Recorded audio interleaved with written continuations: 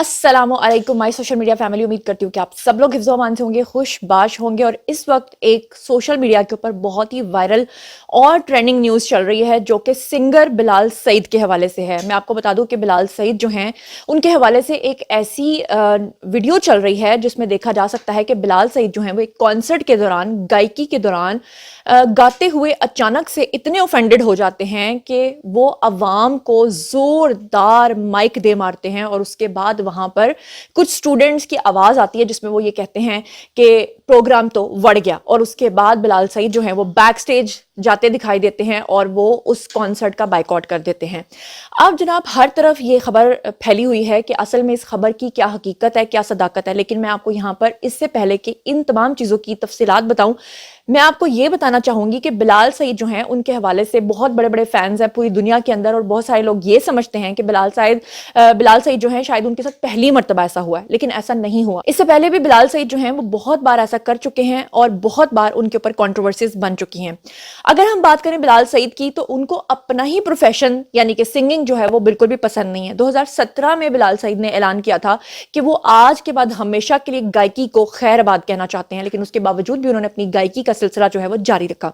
अब ये बिलाल सईद जो हैं इनके बारे में अच्छे तरीके से आपको ये भी याद होगा कि इनकी दो कंट्रोवर्सीज ऐसी बनी थी जो इतनी ज्यादा वायरल हुई थी कि उसके बाद बिलाल सईद ने अपने नंबर्स तक को चेंज कर लिया था। आपको अच्छे तरीके से याद होगा कि बिलाल सईद ने अपने भाई और अपनी भाभी के ऊपर डॉल्फिन फोर्स जो होती है हमारे लाहौर के अंदर, जो पुलिस फोर्स होती है, उनके सामने अपने भाई और भाभी को मारा था, उनके ऊपर तशद्दुद किया था। उसकी भी तफसीलात से आपको आगाह करूंगी और ये जो पूरा मामला पेश आया इसके ऊपर भी आपको मैं बताती हूँ। दरअसल हुआ कुछ यूं था कि बिलाल सईद जो हैं वो एक जगह पर कॉन्सर्ट कर रहे थे और कॉन्सर्ट के दौरान जो है अच्छा खासा क्राउड जो है वो वहां पर जमा था और लोगों का शोर शराबा था। लेकिन अचानक से बिलाल सईद ने अजीबो गरीब हरकत सकनात वहां पर करना शुरू कर दी और फिर उसके अचानक जो है देखने के बाद जो वहां पर ऐने शाहिदीन है उन्होंने बताया कि बिलाल सईद जो है वो आसमान को देखकर थोड़ी देर के लिए घूरने लगे। और फिर उसके बाद अचानक उनको क्या हुआ कि उन्होंने अपना माइक जो है वो जोर से आवाम में दे मारा। और सुनने में यहां तक भी आ रहा है कि जिस शख्स को वो लगा उसके सर के ऊपर जाकर वो जोर से लगा।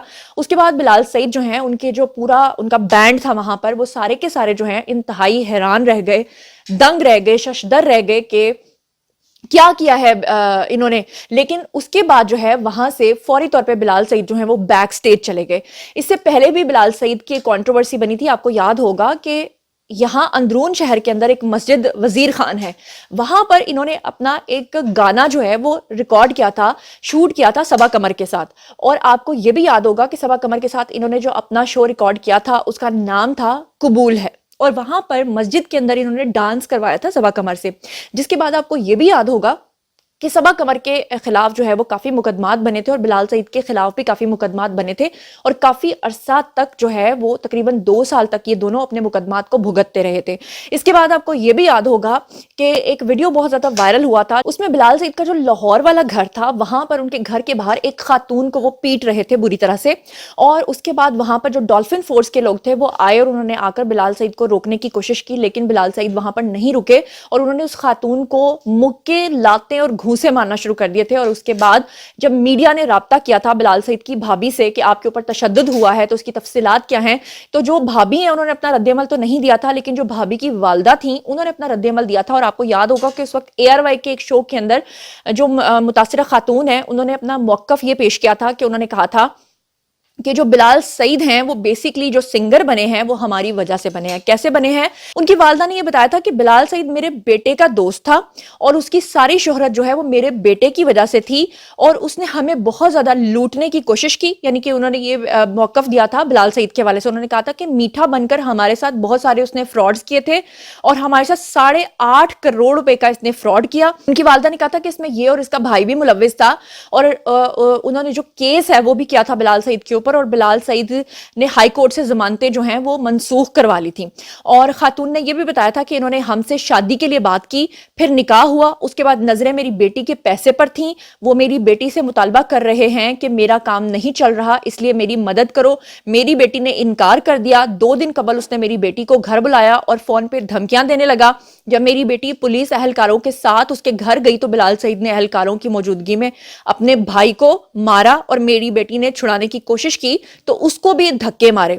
خاتون نے مزید یہ بھی بتایا تھا کہ مار پیٹ اس واقعے پر انہوں نے ابھی بلال سعید کے خلاف ایف آئی آر کی درخواست نہیں دی ہے، یعنی اس وقت ابھی تک نہیں دی تھی، اور اس طرح کے واقعات پہلے بھی ہوئے ہیں جس میں قانونی کارروائی کے لیے کوشش ہوئی تو اس کے اوپر وہ آ کر معافیا مانگنے لگا. یعنی انہوں نے جب ایف آئی آر کٹوانے کی کوشش کی تو اس کے اوپر جو ہے وہ بلال سعید آ کر معافیا مانگنے لگا اور کہتا کہ آنٹی مجھے معاف کر دیں.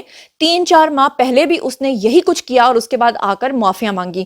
یہ دراصل ان کی جو بھابھی کی والدہ ہیں انہوں نے کہا کہ جب ہم لوگ اس کے اوپر ایف آئی آر کٹوانے لگتے ہیں یا اس کے خلاف کوئی قانونی کارروائی کرنے لگتے ہیں تو یہ آ کر معافیا مانگنے لگتا ہے. اس فیملی نے یہ بھی کہا کہ ان کے 8.5 کروڑ روپے بھی انہوں نے چوری کیے یا ان کے ساتھ فراڈ کی رقم کے طور پہ جو ہے وہ ہضم کر لیے، اور اس کا الزام بلال سعید پہ ہے اور ایف آئی آر بھی کٹ چکی ہے. ایف آئی آر کٹ چکی تھی تب تک. بلال سعید کی ضمانت جو ہے وہ لاہور کے ہائی کورٹ سے منسوخ ہوئی.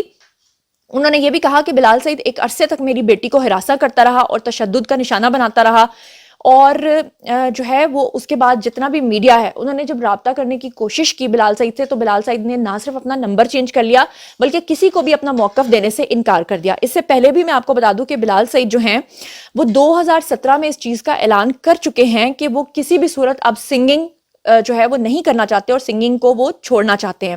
آپ کو میں یہ بھی بتا دوں کہ بلال سعید جو ہیں انہوں نے 2011 میں اپنے فنی کریئر کا آغاز کیا تھا. وہ اپنے کریئر کے دوران جو ہے وہ کئی مشہور گانے گا چکے ہیں.